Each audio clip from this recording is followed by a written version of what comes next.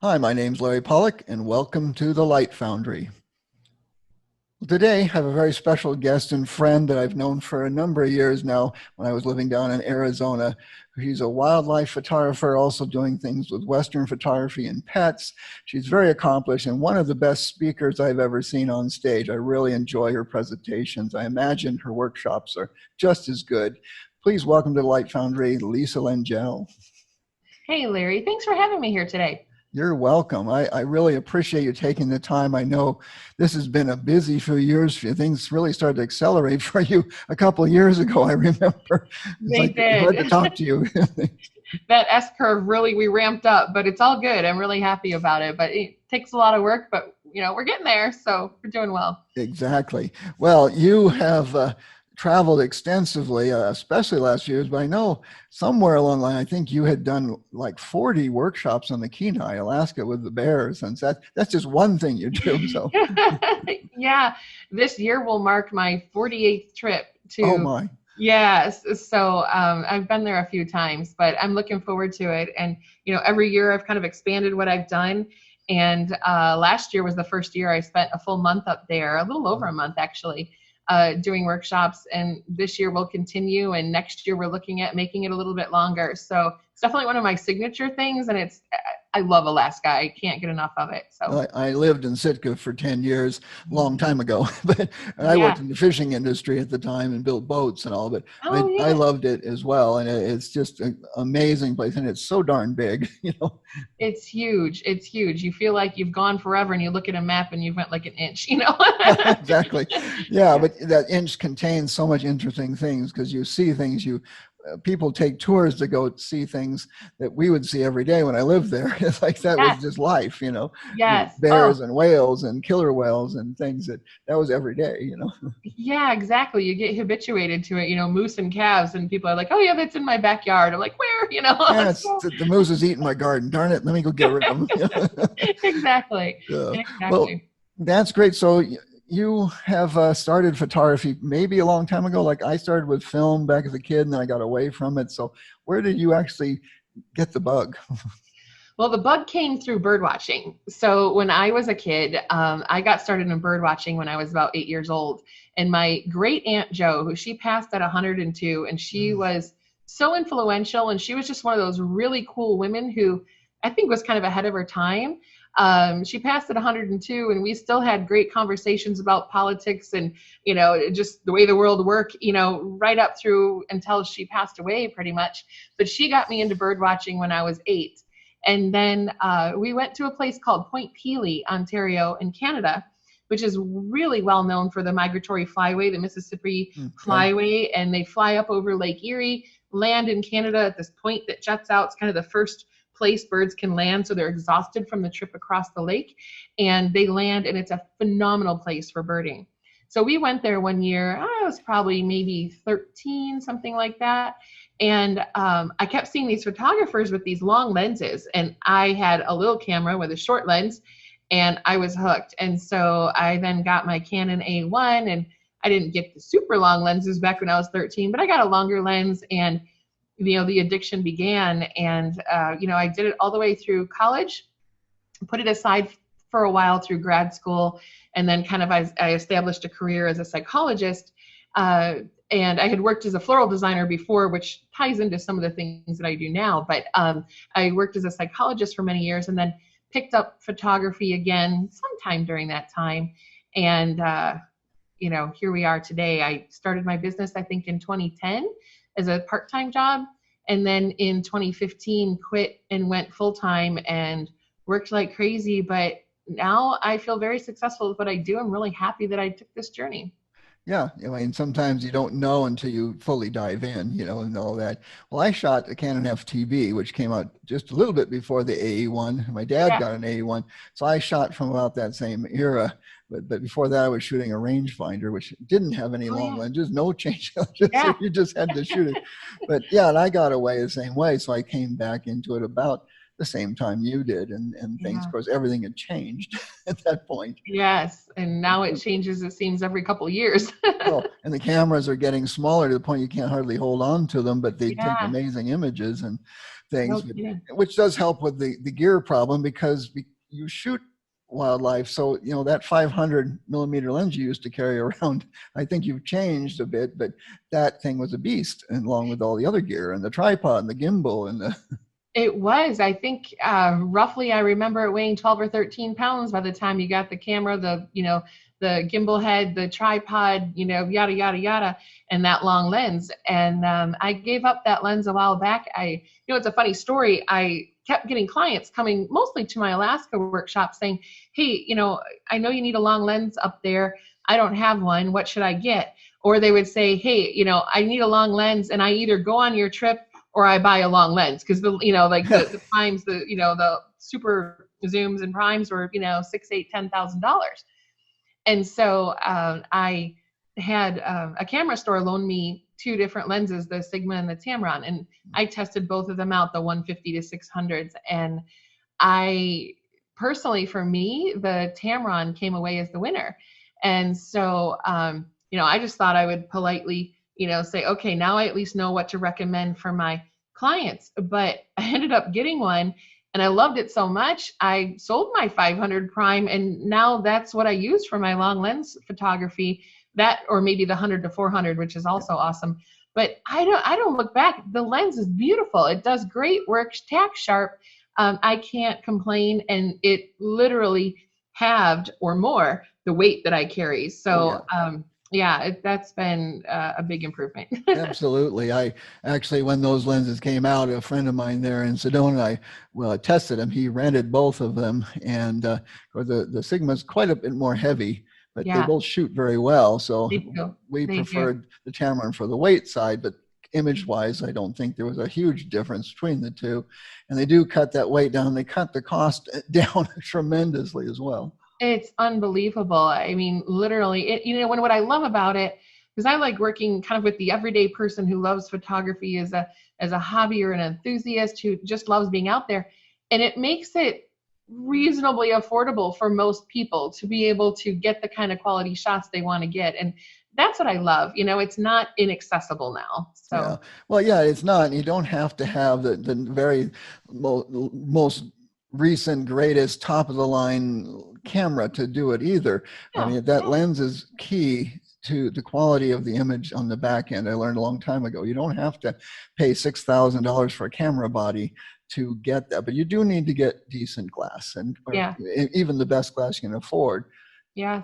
So when you get people out there, I mean, if someone's just getting into wildlife stuff, or any of this things that you like to shoot, especially the longer range stuff, you have to reach out and touch those things with something long.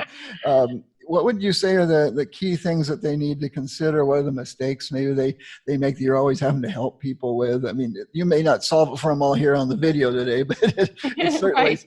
something that gives them pause to think about, maybe consider if they're not getting the shots they want. Yeah. Well, one of the things that I noticed for folks getting into photography, especially, is, a lot of times they've come to me because they've taken classes from whoever, or they've read something online or YouTube or what have you, and they're absolutely confused about manual settings. They don't know what the cause and effect are for each of the buttons and bells and whistles, Yeah. aperture, shutter speed, ISO, aperture priority, any of those things. They don't know what they all do, or they kind of have a vague idea, but they really don't get it. And so one of the secrets that I found is that I take it all the way back to the very beginning. And we're not going to talk about math and numbers and aperture and all that stuff. We're simply going to have them, and I have them look at some pictures, and I have them look at some video if we're working remotely, or if they're out in the field with me, I'm like, okay, look at this scene, whatever it might be. Let's say there's a lake with some ducks. Look at that scene and imagine photographing that duck. What do you want the outcome to look like? And I try to help facilitate and get them to articulate the details about the outcome image. I would like that duck with the background blurry, or I would like that duck, flapping its wings, or I would like that duck, whatever they want it to look like, could be an environmental shot, it could be a tight shot. I want them to articulate that to me.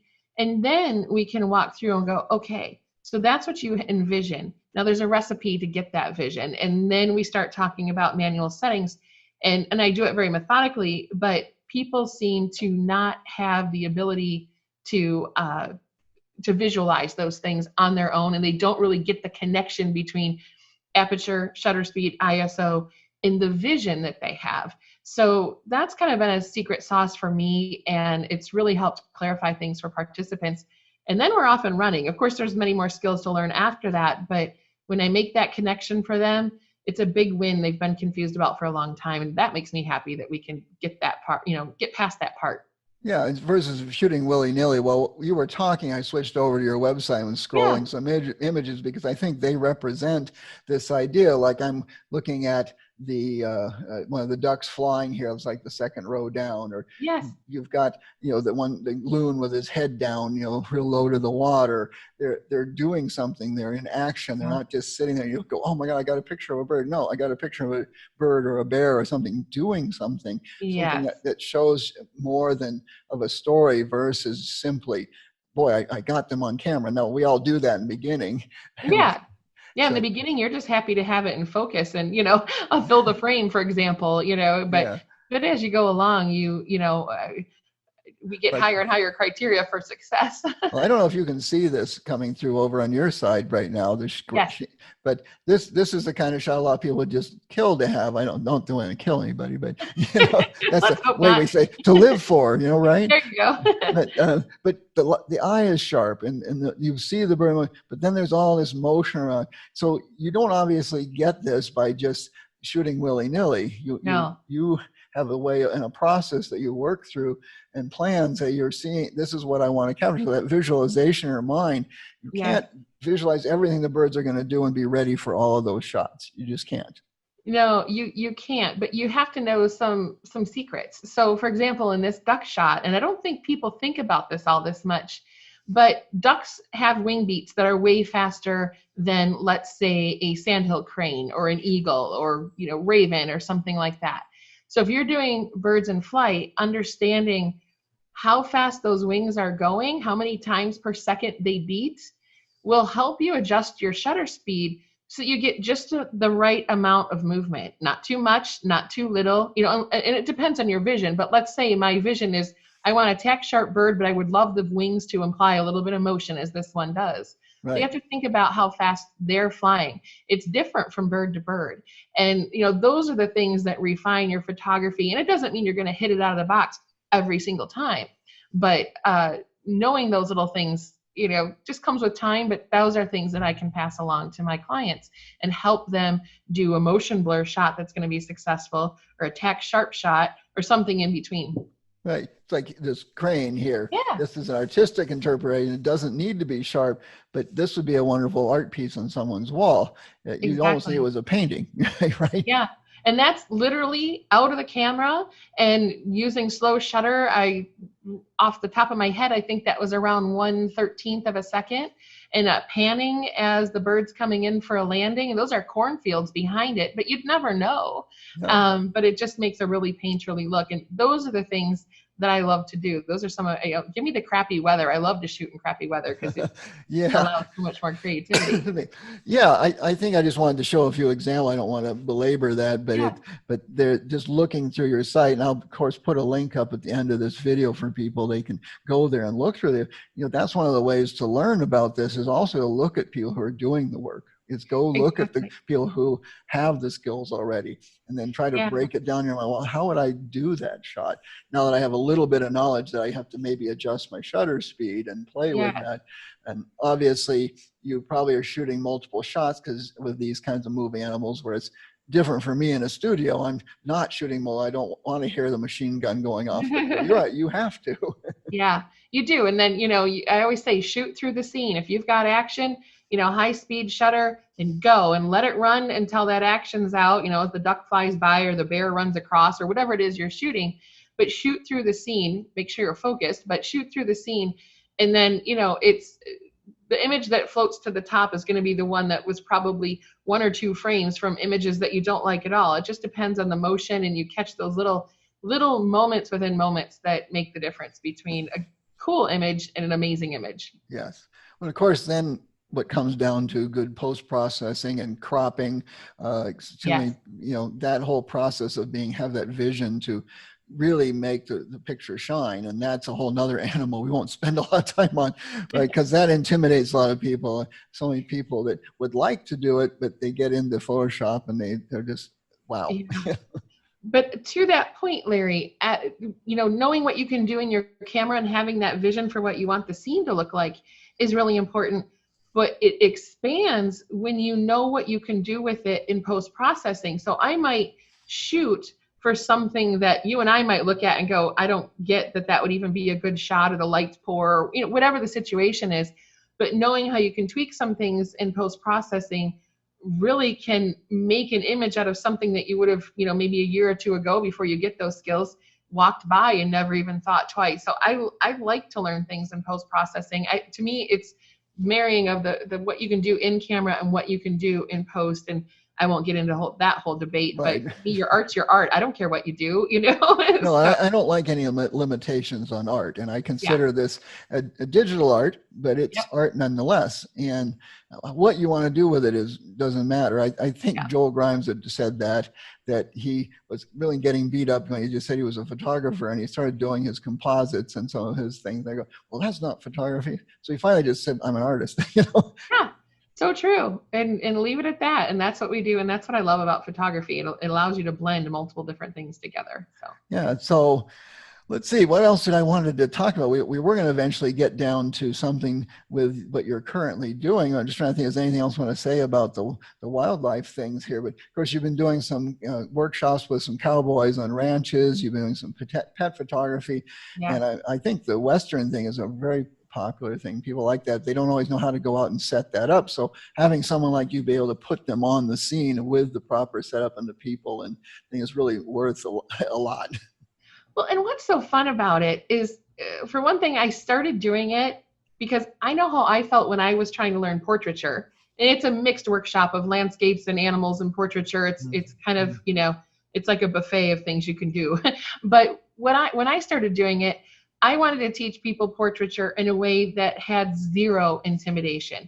I didn't like going to, classes and things with photographers that were kind of egotistical and arrogant and, would talk above you. I hate that. That is one of my biggest pet peeves in photography.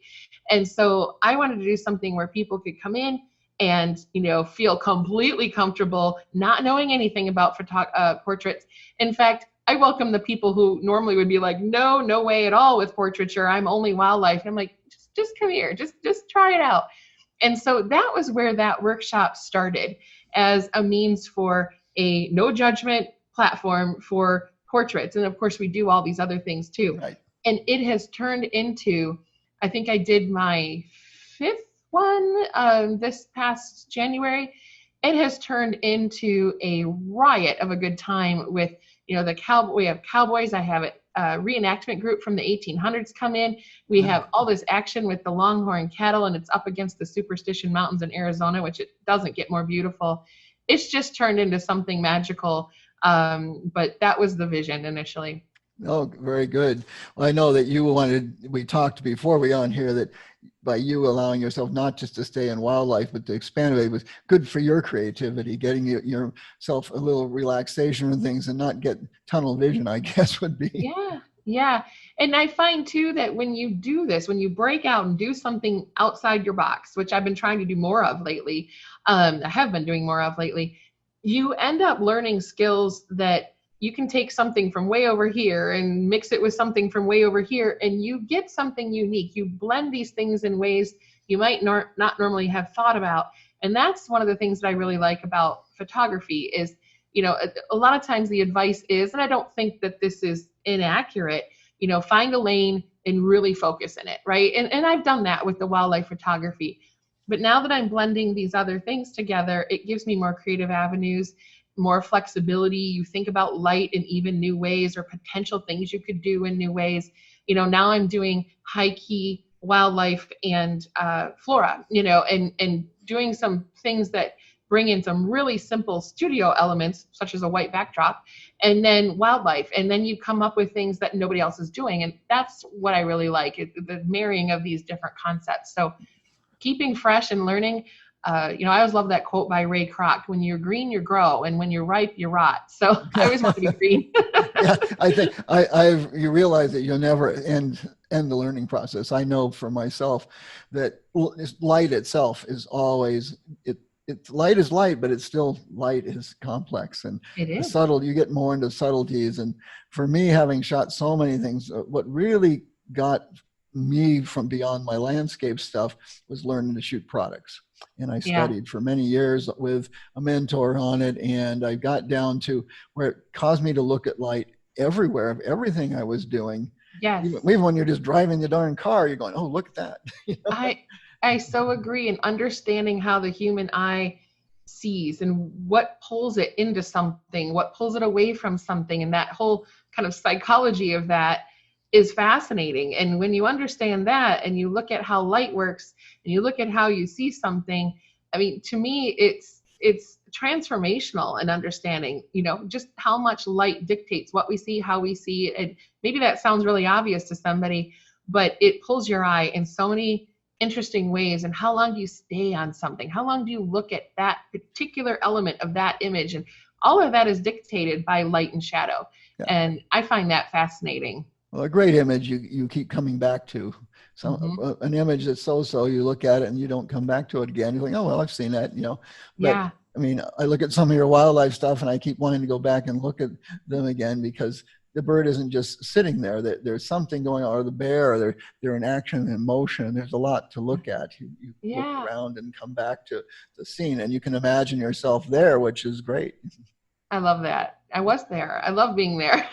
And that's the difference why we get attached to our photos, because we're there. So we see the whole scene. We have the emotion, the feeling of having been there with that bear coming, charging down the river there, chasing salmon, and that experience.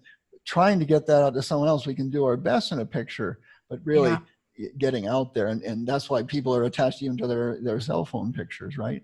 Absolutely. Yeah. It's I mean, everybody takes the snap now and posts it. It's like, we want to share that experience with everybody else. And I don't mind that you do it with cell phone. I mean, I've a little secret, but not really a secret, but I have shot with my cell phone, and I have images that I've done some creative processing with and used them in galleries and sold them for hundreds of dollars. So a cell phone is not a poo-poo tool to poo-poo. It is, in the right context, in the right environment, you can do some great things with it. So, it's not that I shoot it with it exclusively, but on occasion, it's sometimes the best tool for the job. So it's a camera you got with you all the time. So it's the best camera, as they say. The one you got with you is the best camera, because if you don't have, oh yeah. Yeah. Well, you've been, you were telling me that you have started doing some fine art stuff, and you're working on your next phase of some things to do with actually your prints and whatever. So we didn't go too deep in it. So I thought maybe you'd tell me a bit about that and where that's going. Yeah. So back in the beginning, when we were talking about, how to get started in photography, I quickly mentioned that I used to be a floral designer for about 15 years. And I had no idea at the time how much that would influence my photography and what I do now, but it really has. I used to work with a lot of interior designers and decorate some really high-end homes with, florals, a lot of silk florals and things like that. So I learned a lot about, how to use color. I used a lot of different things with placement of images and, not images, excuse me, of floral products, and, how we put things in the room to make it cohesive. And, I put all that knowledge aside after I was done with floral design, but I came back to it now more recently with photography. And I'm thinking about photographs, not just, oh, is this a pretty bear or is that a pretty bird? But if I'm photographing something, where's it going to go?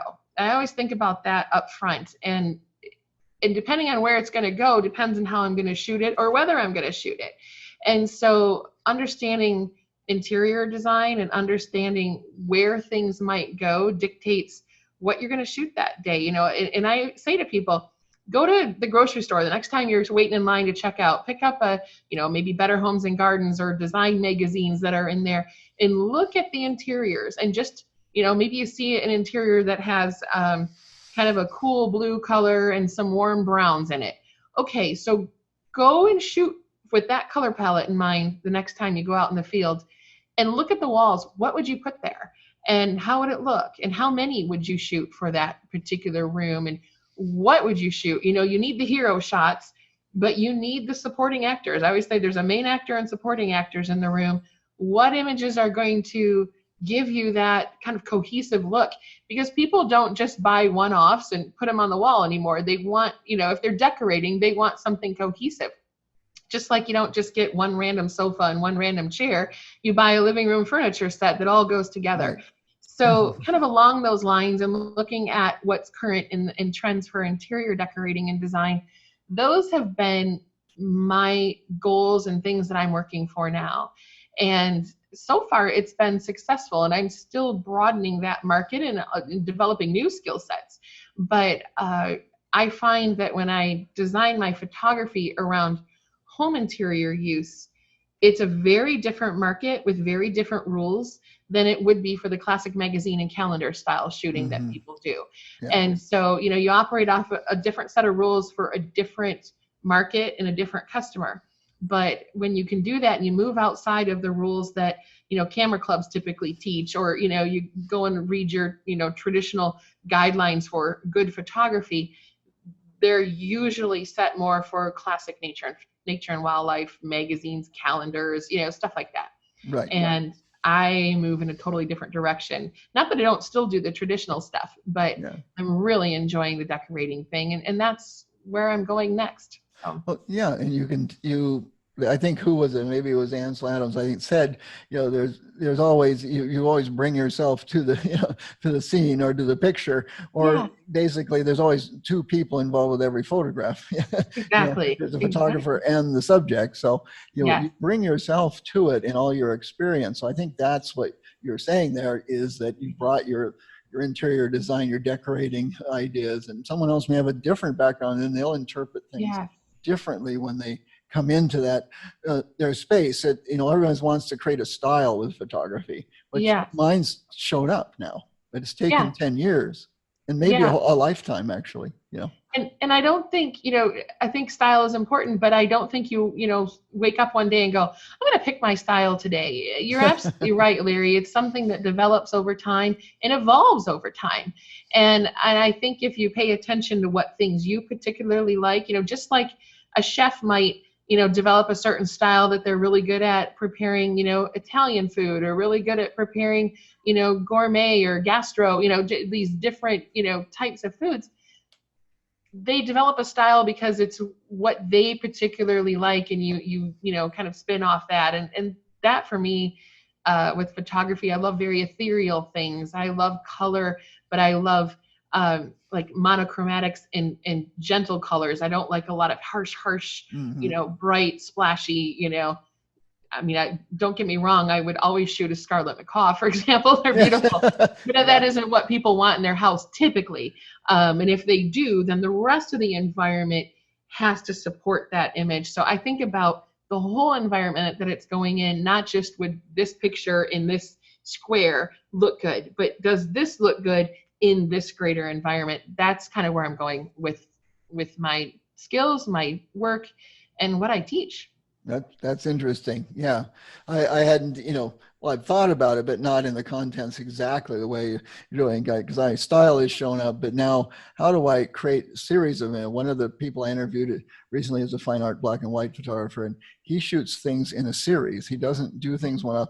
He's gone. He goes on location, like location scouts would for a movie house, somebody in Hollywood, they have scouts, and they already know everything in angles and all kinds of stuff about the place before they even get the camera out. Yeah. And that's another thing that I think that is happening more for me, is not just going out and, as Paul Gill has said to me, the monkey, it's a chimping, going, ooh, oh, look at that. And you're just kind of shooting whatever you see, ooh, oh, look at that. That's pretty, But it's that where we go back to have a vision of what it is I want to get. Yeah. And now you're saying not only what I want to get, but where am I going to put it? Yeah, where am I going to put it?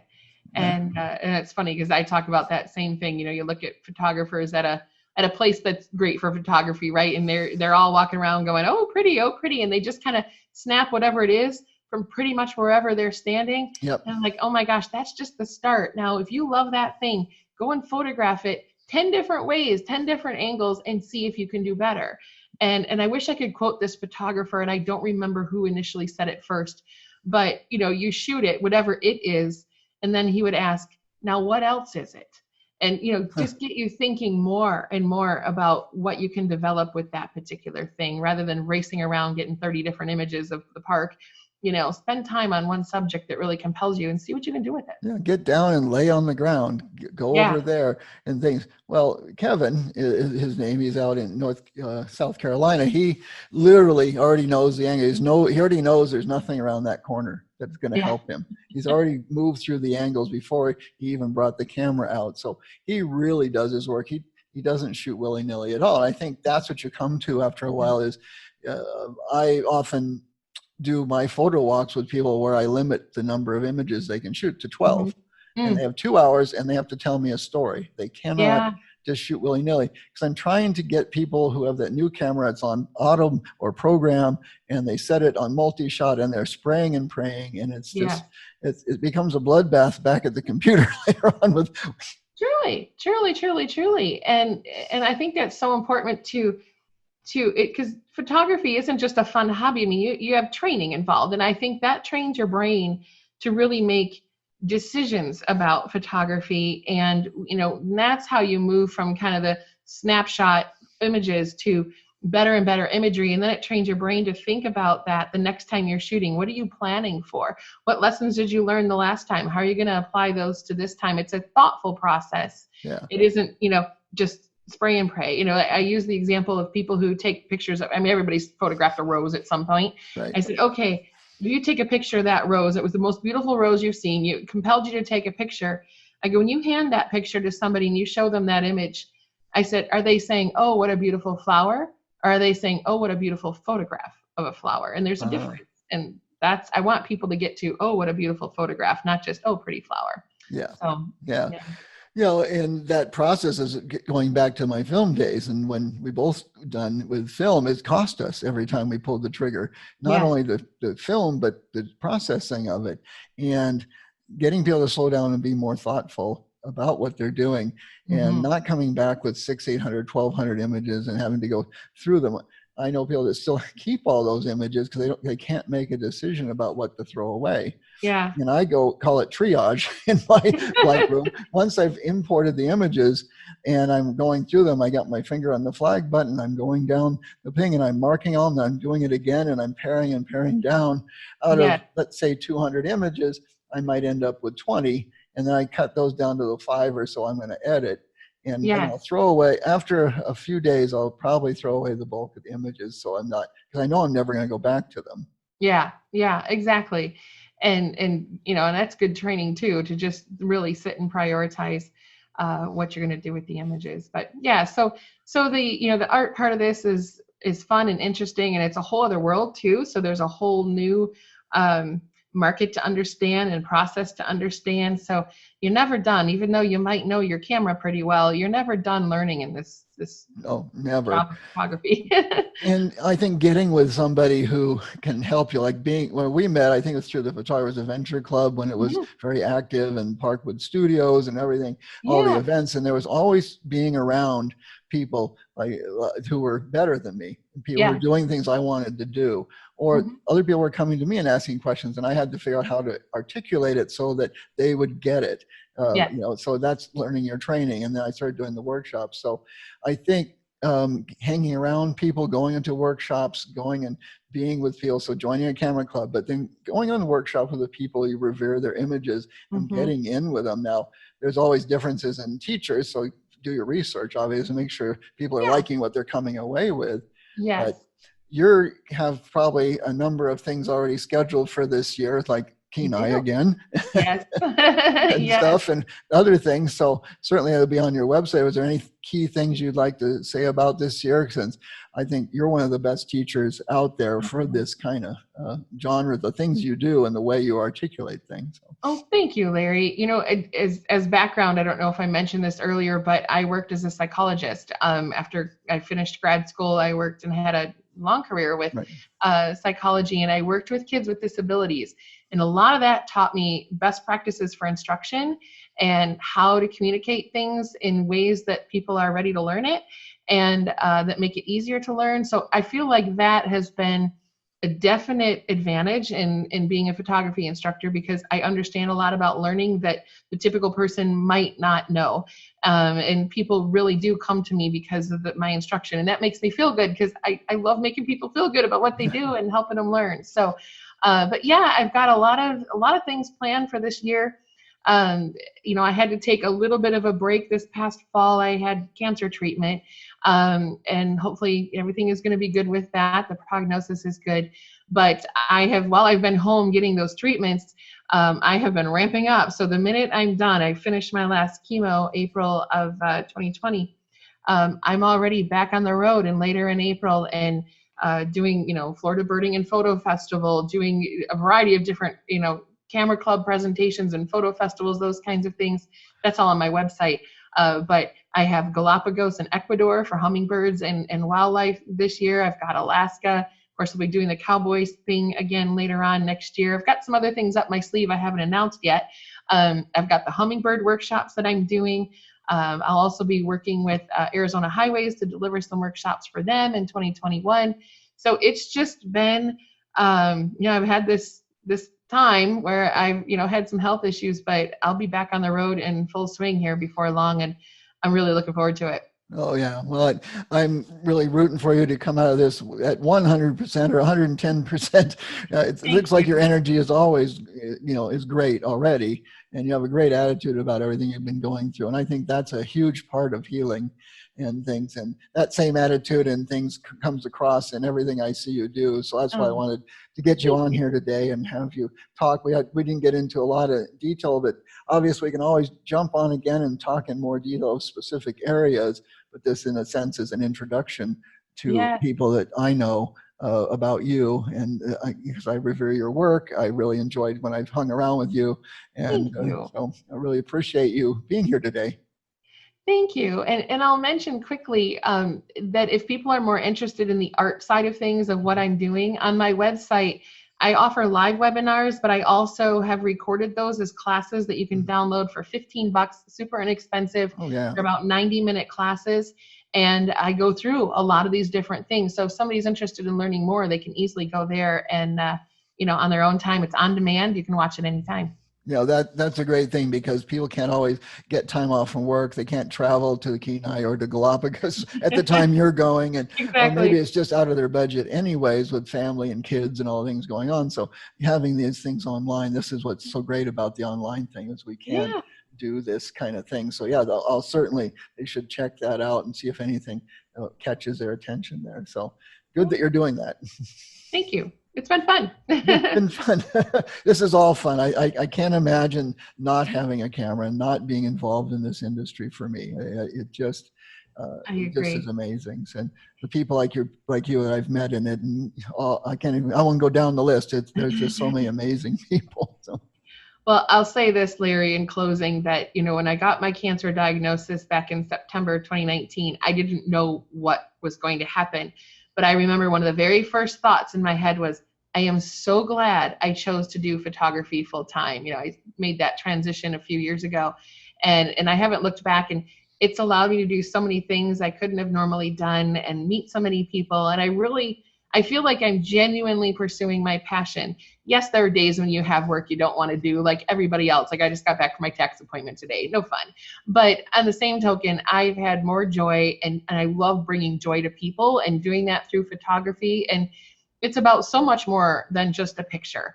And so anyway, it's just been a wonderful ride, and I can't wait to see what this year's going to bring.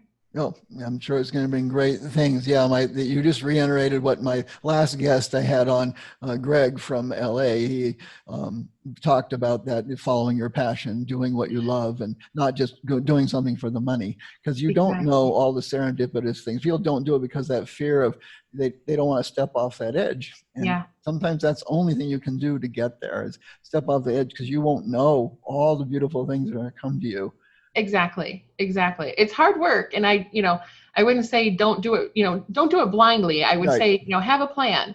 The money's not going to miraculously come just because you quit your day job. You Right. have to really work at it, and you have to know there's always more to learn. I know there's plenty more things I want to do and don't have the time to do. It's planful, but it's also freeing and empowering. And I can't imagine not doing it. I'm so glad I made that choice. Well, really appreciate you taking the time today and out of your busy schedule and things. I Absolutely. know you've been home a lot more, but you're still doing the webinars. You still have a lot to do.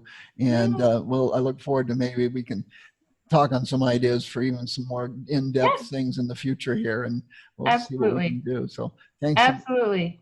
Well, thanks for being here in the Light Foundry, and we will let everyone go, and hopefully we'll talk again soon. That's wonderful. Everyone, I hope you have a great day. And Larry, thanks so much. It was a pleasure talking with you today.